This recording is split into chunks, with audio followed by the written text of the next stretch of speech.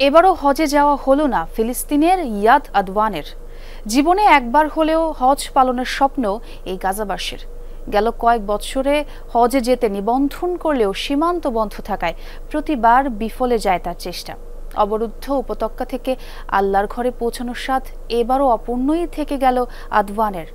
যুদ্ধবন্ধে প্রার্থনা আর নীরবে আল্লাহর কাছে আহাজারি ছাড়া কিছুই করার নেই তার। জেনেক্সে শিফট করো, লাইফকে লিফট করো। বিশ্বের কোটি কোটি মুসলিমের মতো ফিলিস্তিনি ইয়াদ আদওয়ানেরও স্বপ্ন ছিল জীবনে একবারের জন্য হলেও আল্লাহর ঘর তাওয়াফ করার। সেই আশা মনে নিয়েই বিমর্ষ ভঙ্গিতে বিধ্বস্ত গাজার পথে ঘুরছেন 5 সন্তানের জনক ইয়াদ। গেল কয়েক বছর হজে যাওয়ার জন্য বারবার নিবন্ধন করলেও যুদ্ধ পরিস্থিতি চরমে পৌঁছানোয় বিফলে যায় তার হজযাত্রার আশা। 2022 ও 23 সালেও হজ পালনের জন্য নিবন্ধন করি আমি ও আমার স্ত্রী, কিন্তু দুর্ভাগ্যবশত যুদ্ধের কারণে আমরা সে সুযোগ পাইনি। খোদার ঘরে ইবাদতে মগ্ন হওয়ার জায়গায় রকেট গোলাবর্ষণ, মৃত্যুর মিছিল অভ্যস্ত হয়ে গেছি আমরা। শুধু এই দুঃস্বপ্নের শেষ হওয়ার অপেক্ষায় দিনগুনি এখন।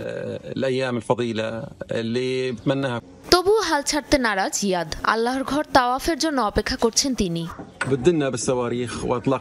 হামলা, মৃত্যু, দুর্ভিক্ষ মিলিয়ে কঠিন এক পরিস্থিতিতে বসবাস করছি আমরা। ফিলিস্তিনি কর্তৃপক্ষের কাছে আমার জোর অনুরোধ, অন্তত একবারের জন্য হলেও আমাদের হজ পালনের সুযোগ তৈরি করে দিন। একবারের জন্য হলেও নিজেকে মানুষ বলে বোধ করার সুযোগ করে দিন।